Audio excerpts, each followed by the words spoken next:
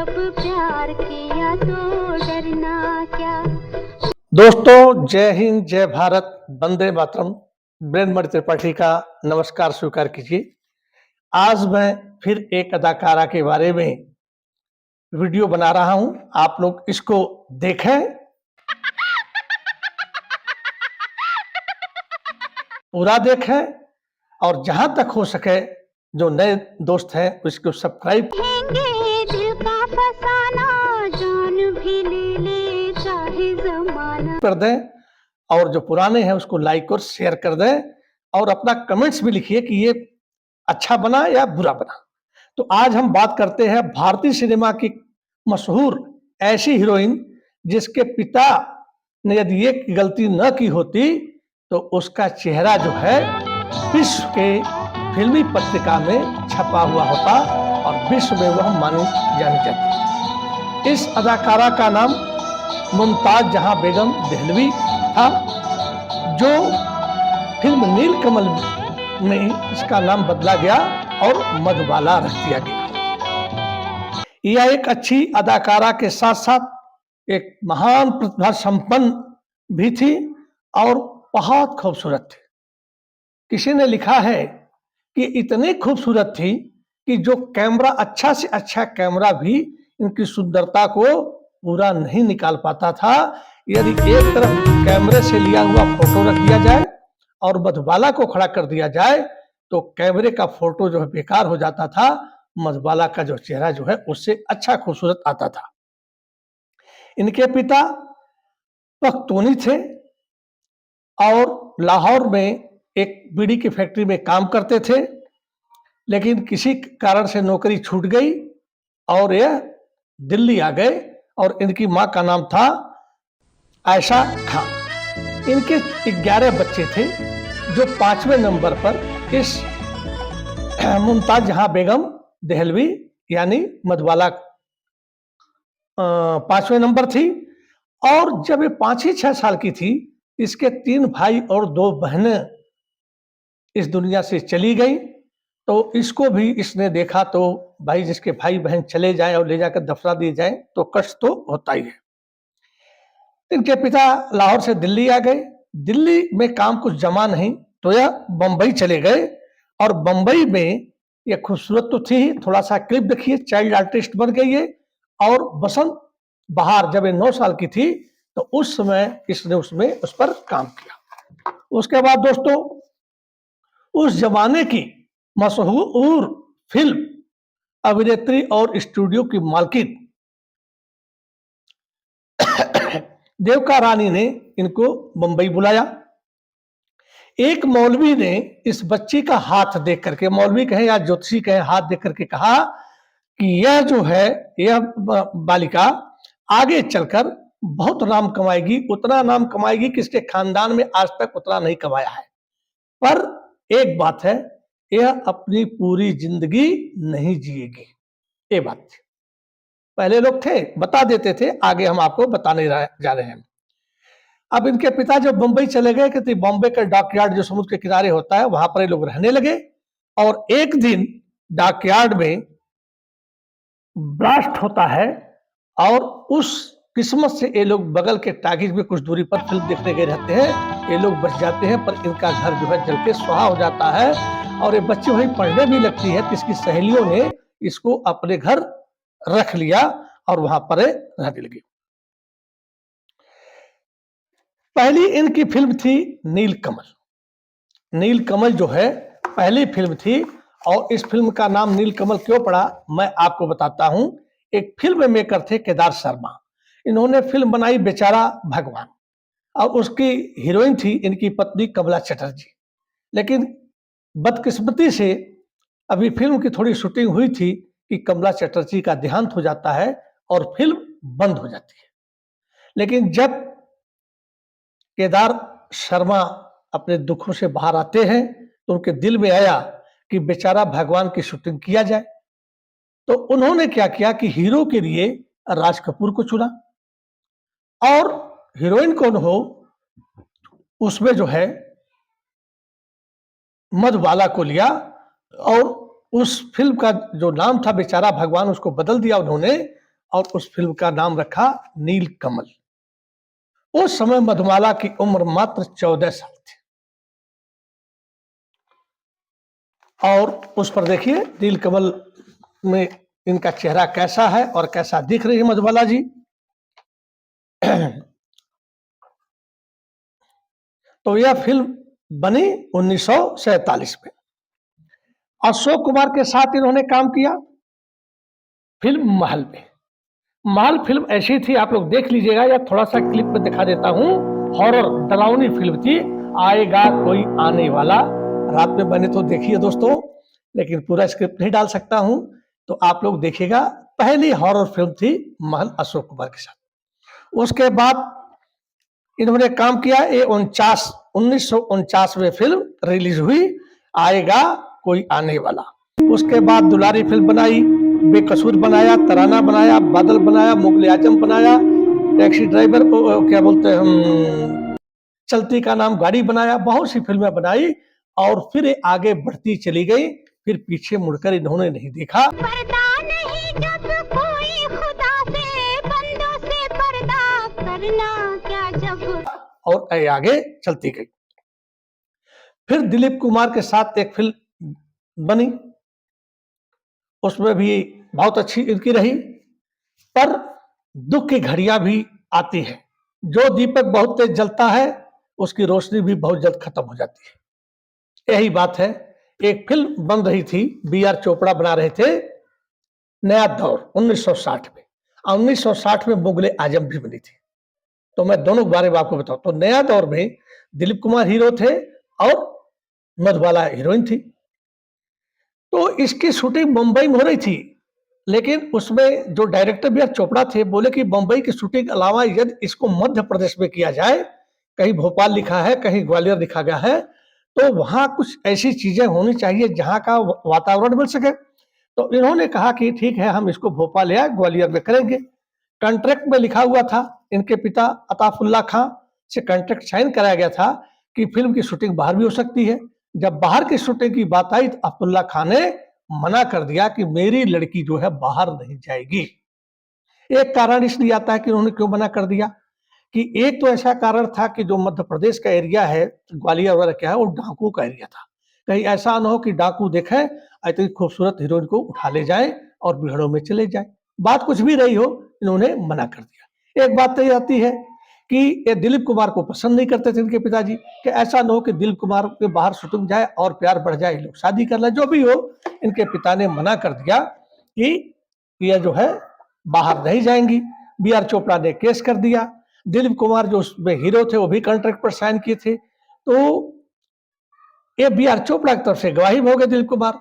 तो इतना अच्छा इन दोनों में प्रेम था फिल्म तराना में कि अब होता था, कैसे लगता था कि ये शादी कर ही लेंगे, लेकिन दोनों परिवार में गांठ पड़ गई। और इसके पिता ने कहा कि मैं दिलीप कुमार से शादी नहीं कर सकता हूं, पहले दिलीप कुमार अपनी 3 बहनों की शादी कर ले, क्योंकि मेरी लड़की जो है दिलीप कुमार की बहनों के कपड़े नहीं धोएगी। ये लंबा कहानी है दोस्तों, ये सब चीजें हैं। तो नील कमल बन गई, उसमें 14 साल उम्र थी। और 1949 में इन्होंने बना लिया महल। उसके बाद जो है कि अब जो है ये काफी फेमस हो गई और फिल्म की शूटिंग चलती रही। उसी समय जो बी.आर. चोपड़ा की बात बताई मैंने हो गया। और जब दिलीप कुमार ने ये गवाही दे दी कि नहीं हमारे कॉन्ट्रैक्ट में हुआ है, तो इनकी दोस्ती टूट गई और जो शादी का ख्वाब देखे थे वह खत्म हो गया। अब आपको बताता हूं कि जो वहां की मानी जानी हीरोइनें थी, अपनी खूबसूरती की तुलना जब मधुबाला से करती थी तो लोगों ने क्या क्या लिखा, और उसके बारे में हम आपको बता रहे हैं।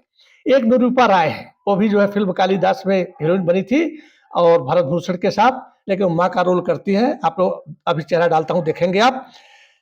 निरूपा राय कहती है कि मधुबाला ऊपर से लेकर के नीचे तक यदि परीक्षण किया जाए, देखा जाए, तो कहीं दोष नहीं था, हर जगह खूबसूरती झलक रही थी। शम्मी कपूर को आप लोग जानते हैं, इनका भी फोटो देखिए। ये जब शूटिंग करते रहते थे और उनके सामने यदि मधुबाला आ जाती थी, ये अपना डायलॉग बोलना ही भाई साहब भूल जाते थे। रहे तीसरे नंबर देवानंद। देवानंद कहते थे कि मुझे मधुबाला की हर चीजों में सबसे अच्छी क्या चीज लगती थी? हंसी। जब वो हंसती थी तो इतनी खूबसूरत लगती थी कि मैं उसको बयान नहीं कर सकता हूं। और उसका चेहरा, सुबह की जो ओस पड़ती है घासों के ऊपर, जैसे वो तरोताजा रहती है ओस, उसी तरह से इसका चेहरा हमेशा तरोताजा रहता था। देखिए, अच्छे से अच्छे हीरो लोग इसके कह रहे हैं। अच्छा, वो बहुत हंसती थी। कब हंस पड़ेंगी कोई पता नहीं। एक शूटिंग हो रही हो, उस इसमें मधुबाला हंसने लगा।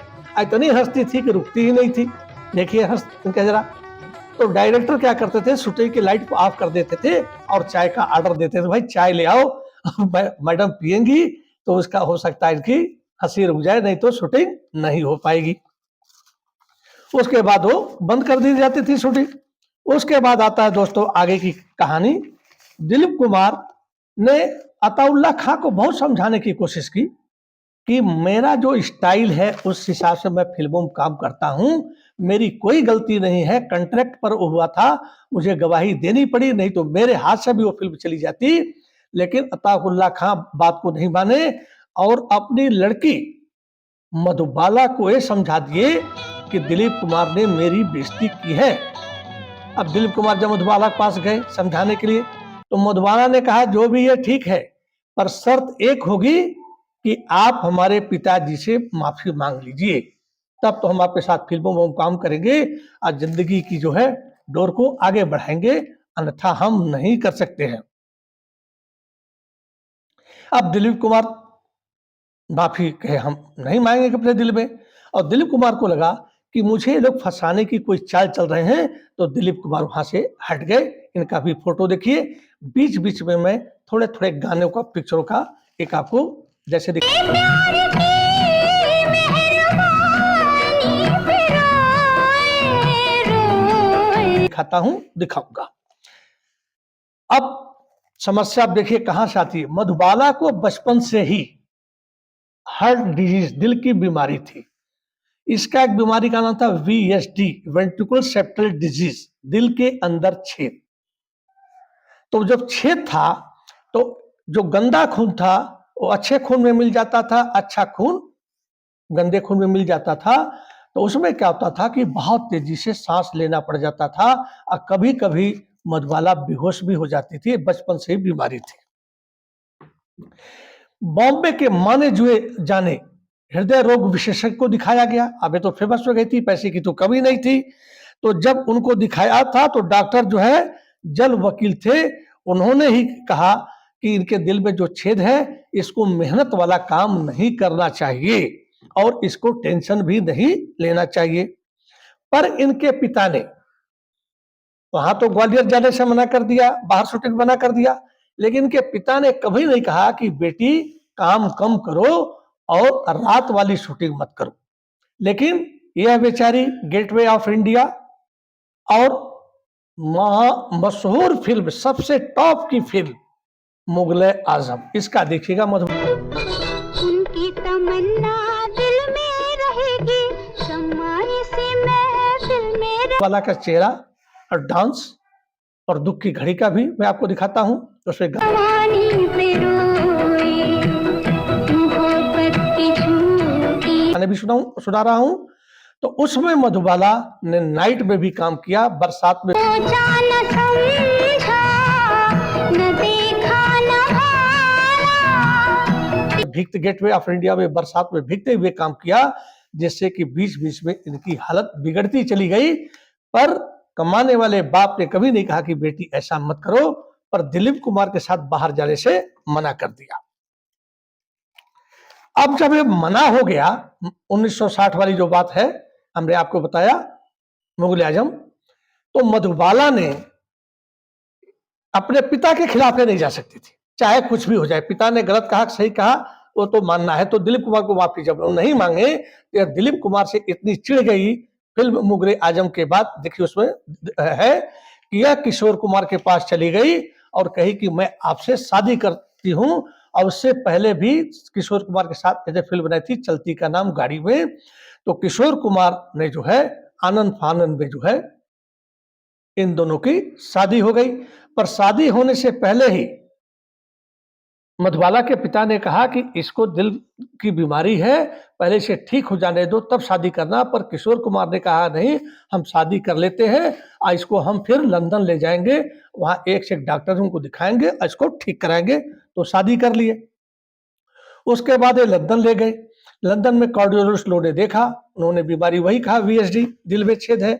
तो उन्होंने कहा कि इस बीमारी का इलाज नहीं है। उस समय ऑपरेशन नहीं था 1960 में।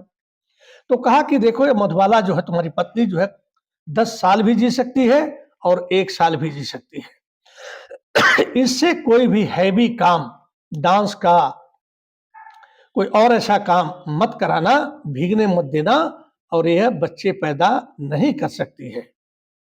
उसके बाद यह वहां से ले आए, लाने के बाद अपने ससुराल में रख दिए। इनकी एक साली थी मधुर, उसने कहा कि ये लाकर हमारे घर में रख दिए और रखने के बाद कहे कि हम बीच बीच में आते रहेंगे, देखते रहेंगे। मैं इसको अपने साथ नहीं रख सकता हूं क्योंकि मैं काम में बहुत व्यस्त हूं। और पहले तो टेलीफोन करते रहे थोड़ा बहुत, लेकिन धीरे धीरे ये टेलीफोन भी बंद कर दिए और मधुबाला से मिलने के लिए भी नहीं आई। अब एक पत्नी के सामने एक पति कहता है कि मैं काम की व्यस्तता के कारण इसको अपने पास नहीं रख सकता हूं, तो सोचो वह कितना बड़ा दुख की बात होगी दोस्तों। तो अब क्या हुआ कि जब एक और घुटती चली गई, इनको भी पता चल गया कि मेरी जिंदगी जो है अब बहुत कम है। जिससे शादी किया था उसने जो है यह जवाब दे दिया। किशोर कुमार सुनील दत्त नहीं थे, सुनील दत्त की पत्नी को भी कैंसर हुआ था, पूरा विश्व मतलब लेकर गए, लेकिन उस समय इलाज बीमारी थी। लेकिन कभी भी सुनील दत्त ने नरगिस को अकेले नहीं छोड़ा। पर यह किशोर कुमार एक शादीशुदा आदमी थे, पर उसके बावजूद भी मधुबाला ने इनसे अप्रोच किया और किशोर कुमार ने इसे शादी कर ली, अपना धर्म भी बदल लिया। और मैं किस धर्म में किशोर कुमार में उन्होंने अपना नाम रखा था थोड़ा दोस्तों मैं भूल रहा हूं, मैं ढूंढ करके इसके आगे लिख देता हूं कि शादी के समय किशोर कुमार ने मुस्लिम धर्म जब अपना लिया था तो क्या नाम रखा था, उसको मैं लिख कर डाल देता हूं। और जबकि किशोर कुमार मर गए खंडवा में, उनका कब्र है, उनको जलाया नहीं गया था। उसके बाद उन्होंने कहा कि मधुबाला के पास मेरे पास समय नहीं है। फिर किशोर कुमार कहते हैं कि हमारी बेमेल शादी हो गई थी, वे इस शादी से कभी खुश नहीं थे। और मधुबाला भी लास्ट में कहती है कि मैंने बहुत बड़ा गलती किया जो जल्दबाजी में ये फैसला लिया सिर्फ दिलीप कुमार को दिखाने के लिए कि यदि तुमने माफी नहीं मांगा है तो मैं तुम्हें छोड़ किसी एरू गैरू से भी शादी कर लेते हूं। तो किशोर कुमार से उसने शादी कर लिया। उसके बाद एक है बीके कजरिया, वो कहते हैं कि जब मधुबाला बीमार होकर आई थी तो मैं उससे मिलने गया था, उनका चेहरा पीला पड़ गया लेकिन खूबसूरती वही थी।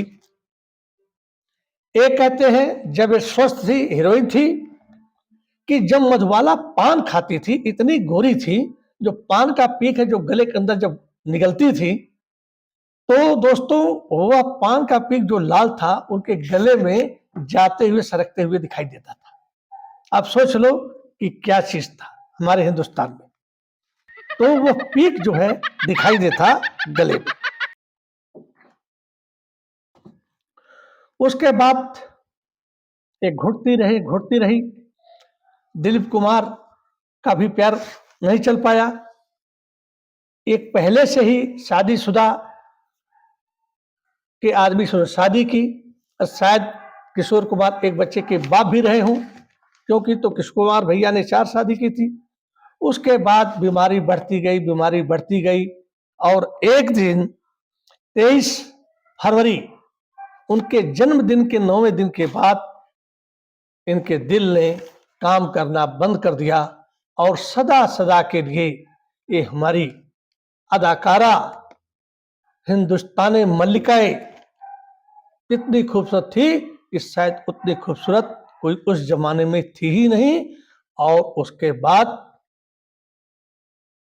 उनके जनाने में किशोर कुमार, अशोक कुमार, कमाल अमरोही और बहुत से लोग गए और इनको जमीने खाक कर दिया गया। उस समय दिलीप कुमार मद्रास में शूटिंग कर रहे थे।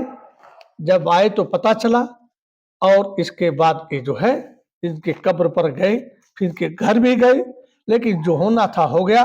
तो कहने मतलब है कि हमारे फिल्म स्टार जो हैं, मधुबाला के बारे में मैंने बताया है। इसी के साथ एक बार एक फिल्म समारोह हुआ बंबई में 1952 में। 3 बार ऑस्कर पुरस्कार विजेता फ्रैंक कापरा बंबई में आए, और उस समय जो फिल्मों पर पत्रिकाएं वगैरह बनाते थे, करेजिया अपनी पत्रिका के लिए उनसे एक इंटरव्यू लेने के लिए गए। इंटरव्यू लेने के गए, उस पर मुख्य पत्रिका के ऊपर एक फोटो था। वो फोटो मधुबाला का था। जैसे ही कापरा ने देखा तो बोला, ये कौन है? बोले, हमारे यहाँ हीरोइन है। तो कहते हैं कि क्या मैं इससे मिल सकता हूं और मैं इसका इंटरव्यू लूंगा। इंटरव्यू जो है ताज होटल में रखा गया। यहां पर उसके पिता ने फिर एक गलती की मधुबाला के, और उससे मिलाइए। तो जब लोगों ने अफ्ताब उल्ला खां से कहा कि भाई आपकी लड़की का एक इंटरव्यू है, और फिल्म हस्ती मानी जानी आई हुए है फ्रैंक कापरा, तो ताज होटल में इन्होंने मना कर दिया। बोला, मेरी लड़की उनसे नहीं मिलेगी। लोग बोले, क्यों? बोले कि मेरी लड़की को चाकू और छुरी से खाने की आदत नहीं है। तो वहां मना कर दिए, और एक जो है ग्वालियर जाने से उसमें मना कर दिए। तो कहने मतलब है कि यदि अरे होटल में इंटरव्यू करा दिए होते तो वो विश्व में प्रसिद्ध हो गई होती, और हमारे देश का भी नाम होता, उनका भी नाम होता। मृत्यु तो दोस्तों फाइनल है, वो दिन तो होना ही होना, उसको कोई टाले। जय हिंद, जय भारत, वंदे मातरम। थैंक यू दोस्तों।